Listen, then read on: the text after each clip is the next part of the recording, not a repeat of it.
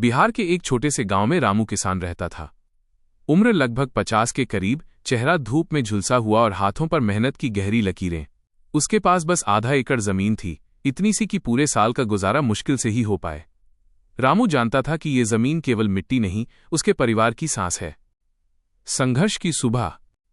हर सुबह रामू सूरज निकलने से पहले जाग जाता, फटे हुए पुराने जूते पहनकर खेत की ओर चल पड़ता। इस साल बारिश कम हुई थी, मिट्टी फट चुकी थी, जमीन प्यास से सूख गई थी।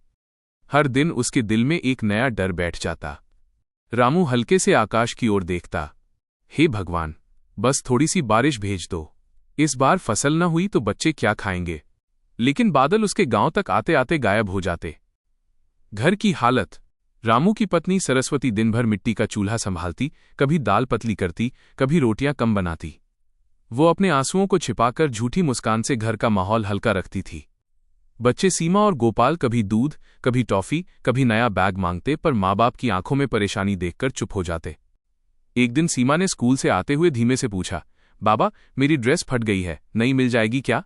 रामू ने मुस्कुराकर उसका सिर सहलाया। जरूर बिटिया, बस फसल हो जाए।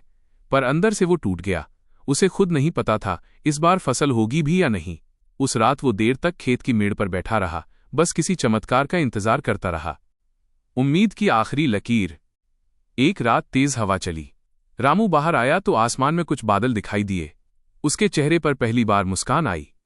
दिल में दबी हुई उम्मीद फिर से खड़ी हो गई। अगली सुबह आसमान काला था और फिर पहली बारिश की बूंदें गिरीं। ये सिर्फ पानी नहीं था, ये ईश्वर का दिया हुआ जीवन दान था। रामू ने दोनों हाथों से मिट्टी उठाकर माथे पर लगाया। माता धरती, दया करो, मुझे अपने बच्चों को बचाना है। मेहनत का चमत्कार। बारिश के बाद रामू दिन रात खेत में लगा रहा। धूप, ठंड, हवा कुछ उसे रोक नहीं पाते। उसकी हर बूंद पसीना मिट्टी को सींच रहा था, जैसे वो अपने भविष्य को खुद लिख रहा हो। कौन कहता है मिरेकल सिर्फ फिल्मों में होते हैं। इस बार उसकी छोटी सी जमीन पर हरी लहराती फसल उगाई। जब फसल पककर तैयार हुई तो वो चमकती सोने की तरह दिख रही थी। रामू ने पहली बार महसूस किया कि उसकी मेहनत ने किस्मत का रुख बदल दिया है। खुशी के आंसू। फसल बेचकर रामू घर आया तो उसके हाथ में पहली बार इतने पैसे थे कि बच्चों को नया बैग, जूते और पत्नी को साड़ी दिला सके। घर में सब खुशी से रो पड़े। आज चूल्हा भी खुशी से जल रहा था और घर में बरसों बाद रौनक लौटी थी। सीमा ने बाबा को गले लगाकर कहा, आप दुनिया के सबसे अच्छे किसान हैं। रामू की आंखों से आंसू बह निकले। मेहनत, विश्वास और उम्मीद, यही उसकी असली संपत्ति थी। सीख। गरीब होना कमजोरी नहीं, हार मान लेना कमजोरी है। किसान के पसीने में देश का भविष्य उगता है।